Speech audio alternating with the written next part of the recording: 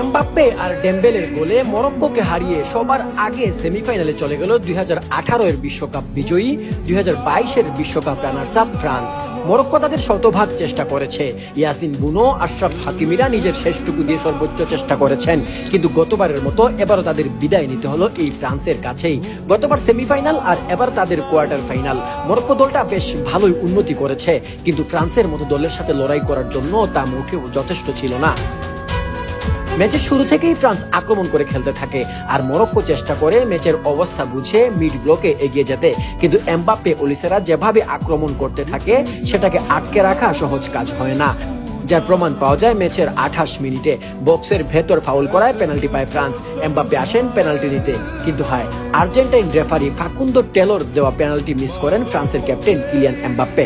পেনাল্টিতে একটা ব্যাপার আছে, যত সময় লাগবে তত পেনাল্টি মিস হওয়ার চান্স বাড়বে।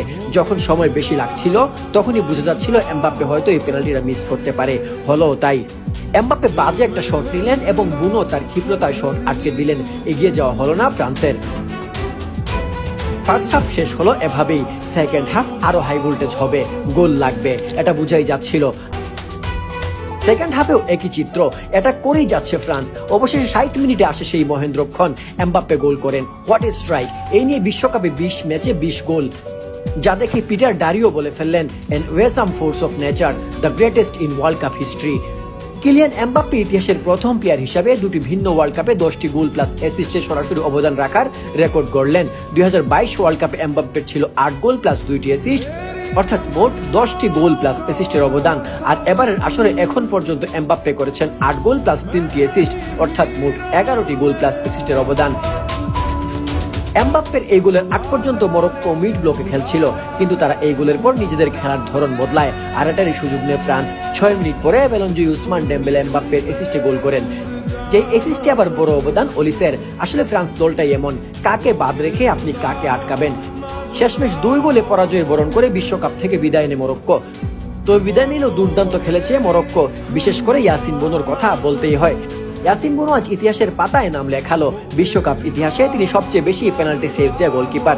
এখন পর্যন্ত তিনি 9টা পেনাল্টি ফেস করেছেন, এর মধ্যে 2বার পেনাল্টি থেকে গোল কনসিড করেছেন মাত্র, বাকি 3টা এটা পেনাল্টি টাকার মিস করেছে। গত 2 বিশ্বকাপের পারফরমেন্স বিচার করলে ইয়াসিন বুনো অন্তত আফ্রিকান গোলকিপারদের মধ্যে বিশ্বকাপ ইতিহাসে সেরা পারফরমেন্সের ছাপ রেখে গেছে। আজও ফার্স্ট হাফে 3টা সেভ দিয়েছে। এরকম বড় ম্যাচে ইয়াসিন বুনোই সবসময় মরক্কোর বড় ভরসার জায়গা হয়ে দাঁড়ায়। আর সেকেন্ড হাফে আরো 3টা, সব মিলিয়ে এক ম্যাচে সেভ 6টা, যার মধ্যে একটা আবার পেনাল্টি সেভ। সেমিতে ফ্রান্সের মুখোমুখি হবে স্পেন বা বেলজিয়াম। কি মনে করেন, ফ্রান্স কি পারবে এবারের বিশ্বকাপ জয় করতে?